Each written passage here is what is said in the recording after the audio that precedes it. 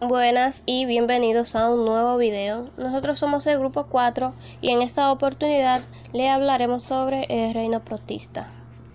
El reino protista está formado por organismos eucariotas unicelulares y algas pluricelulares que sí poseen núcleo definido y orgánulos. Son de nutrición autótrofas, algunas algas y mayormente heterótrofas como protistas que comen otros protistas. Se reproducen asexualmente por bipartición o fragmentación y en algunos casos sexuales por alterancia de generaciones. Los protistas son o se consideran los primeros organismos eucariotas que poblaron la Tierra. Poseen la mayor diversidad en cuanto a su nivel de organización y sus procesos vitales. Ellos dieron origen a los hongos, plantas y animales. Algunos biólogos han considerado este reino como un reino de encaje, ya que en él se contienen todos aquellos organismos eucariontes que no se pueden clasificar dentro de los otros reinos eucariotas como el fungi, animalia o plantae. Debido a las complicaciones que presentan encajar o clasificar a los protistas, en las últimas décadas se han dejado de importancia como reino para los investigadores, y aquí su principal característica es que tienen células eucariotas. Sin embargo, esta característica no es exclusiva de los protistas, ya que hay algunos que otros organismos donde no se encuentra el material genético en su membrana plasmática o nuclear. Algunos de estos organismos son tipos algas que no alcanzan niveles muy complejos de organización que lo forman como verdaderos tejidos, y esta es otra de sus principales características, que no pueden formar tejidos. Ninguno de los protistas están adaptados plenamente a la vida en un medio autoterrestre, de modo que son directamente acuáticos y se desarrollan en ambientes terrestres muy húmedos y en conjunto con otros organismos. Los protozoarios son una parte muy importante del zooplancton. Algunas de sus algas son de gran importancia en la producción de oxígeno para los ecosistemas marinos y de agua dulce, y como ha de esperarse, estos organismos también son algunos patógenos como quien produce la malaria, que puede ser producida por diferentes especies de Plasmodium que se transfieren a través de un mosquito. Debido a la diversidad de organismos que se encuentran en este reino, el mismo consiste de varios supergrupos, como son cromistas, alveolatas, excavatas, amebozoas y esporozoos. La diversidad de protozoos es incalculable y, por lo tanto, su taxonomía se enfoca en diferentes aspectos, debido a que, al haber tanta diversidad de organismos, muchos presentan características muy similares o muy alejadas de sí. Algunos de estos taxones se guían por la presencia de algunos organelos, como los excavados que carecen de mitocondrias o los euglenozoos que tienen mitocondrias, y así los taxónomos realizan un circular trabajo que para este reino sería un poco más complicado. Un taxón del reino protozoa sería el Phylum Sporozoa, que es un ciclo que se clasifica por su ciclo de vida, y este se caracteriza porque en una etapa de su formación aparecen esporas o quistes y su reproducción es asexual, por lo que ocurre fricción múltiple. Y todos los esporozoos tienen una estructura celular que se conoce como complejo apical, que consiste en estructuras citoesqueléticas excretoras que forman un conoide o un pequeño cono abierto para fijar sus alas porales. El ciclo vital del Phylum Sporozoa se caracteriza principalmente por alternar entre las fases de reproducción sexual y asexual. Se pueden identificar tres fases principales: esquizogonia, gamogonia y esporogonia. La esquizogonia, marcada como primera etapa del ciclo, es una fase de reproducción asexual que comienza con la entrada de los esporozoitos, que son las formas infectantes, de un hospedador a otro por medio de ingestión de alimentos o inoculación mediante saliva. Los esporozoitos penetran en la célula del hospedador. Una vez allí, se unen en una estructura llamada trozoito. Este trozoito comienza a multiplicar su núcleo por mitosis, dando como resultado una estructura multinucleada que recibe el nombre de esquizonte. A partir de este, se forman células hijas que rompen la célula hospedadora y buscan otra nueva para repetir de nuevo el proceso.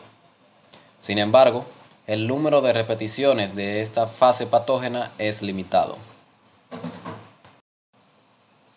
En la segunda fase de reproducción sexual, los merozoitos, en lugar de repetir la esquizogonia, realizan la gamogonia.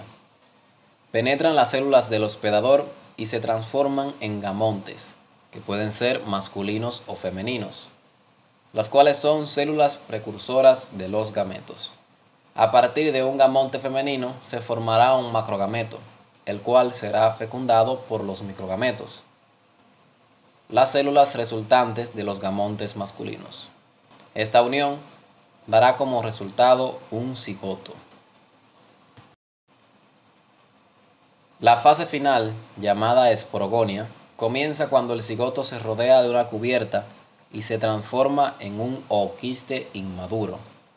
Dentro de este se producen una serie de divisiones hasta que finalmente se forma un ooquiste maduro que contiene los esporozoitos.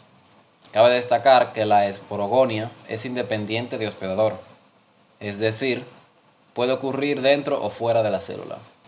Una vez finalizada esta fase del ciclo vital, todo el ciclo puede comenzar de nuevo. Muy bien, aquí tenemos una imagen que representa completamente y de manera muy detallada el ciclo vital completo de los esporozoos del filum Sporozoa. Lo primero que vemos es la primera fase llamada esquizogonia, en el cual los esporozoitos, que son las células que van a entrar a este conjunto de células que vemos aquí debajo de esquizogonia, que son las células del hospedador, y se van a juntar en una sola célula multinucleada llamada esquizonte. De este esquizonte van a salir los mesoitos, que van a dirigirse hacia la gamogonia. Cuando ya no puedan realizar la esquizogonia nuevamente, se van a dirigir hacia la gamogonia y van a producir gamontes masculinos o femeninos, de los cuales va a salir un macrogameto, el femenino, que va a ser fecundado por microgametos masculinos. De aquí se va a formar un cigoto, que primeramente va a ser un ooquiste inmaduro, hasta que por diversos procesos de división se va a consolidar en un ooquiste maduro, el cual va a dar como resultado de nuevo los esporozoitos y el ciclo vital se puede reproducir nuevamente. Para finalizar con este filum y poner en perspectiva mejor las cosas, pondremos de ejemplo una especie muy conocida que es Toxoplasma gondii. Toxoplasma gondii es un protozoo parásito muy conocido y pertenece al filum Sporozoa. Este produce una enfermedad en muchas ocasiones leves en seres humanos y otros mamíferos, pero esta puede complicarse hasta el punto de ser fatal, en especial en gatos y en fetos humanos, o sea que especialmente puede ser muy peligrosa para mujeres embarazadas. Como otros organismos del filum, Toxoplasma gondii puede llegar a un huésped humano mediante principalmente de los gatos domésticos, el mal cocinado de las carnes, ingerir frutas sin un lavado previo, etcétera, etcétera. Una vez dentro de la persona, este protista comienza su ciclo vital, el cual vimos anteriormente, causando la toxoplasmosis. Filum Ciliophora. Los ciliados son un grupo de protozoos caracterizados por la presencia de orgánulos similares a pelos llamados cilios. Son idénticos en estructura a flagelos eucariotas, pero son en general más cortos y presentes en números mucho más grandes, con un diferente ondulado patrón de flagelos. Los cilios pueden ocurrir en todos los miembros del grupo, aunque la peculiar subtoria solo tienen ellos por parte de su ciclo de vida, y se utilizan de diversas maneras en la natación, el rastreo, el apegeo, la alimentación y la sensación.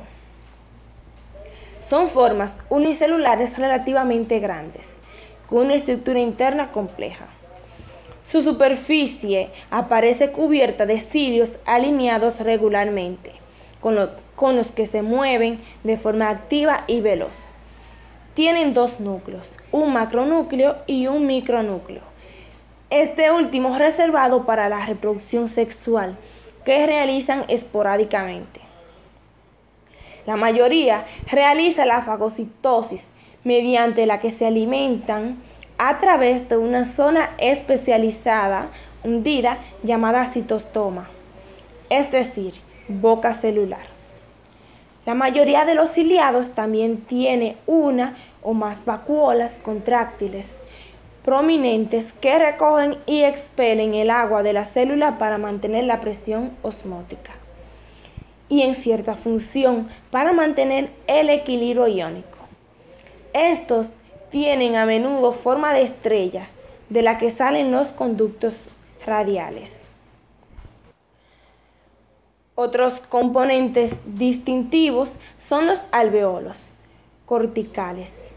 Estas son pequeñas vesículas adheridas interiormente a la membrana celular que mantienen la forma de la célula, que varía desde flexible y contráctil a rígida.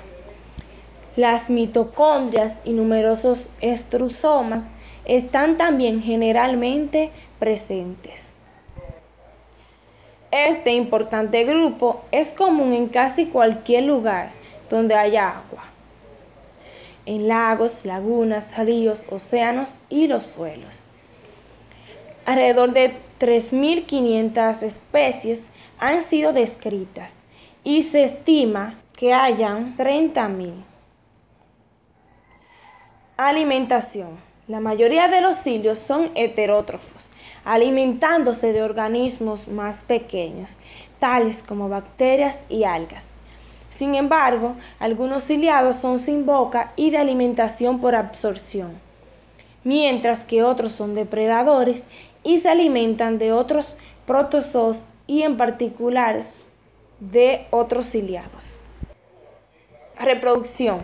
La forma habitual de multiplicarse es por reproducción asexual, que realizan por mitosis seguida de bipartición. El macronúcleo es generado a partir del micronúcleo, en un proceso de amplificación y edición del genoma. La división del macronúcleo se produce por amitosis, mientras que el mecanismo de segregación de los cromosomas es desconocido.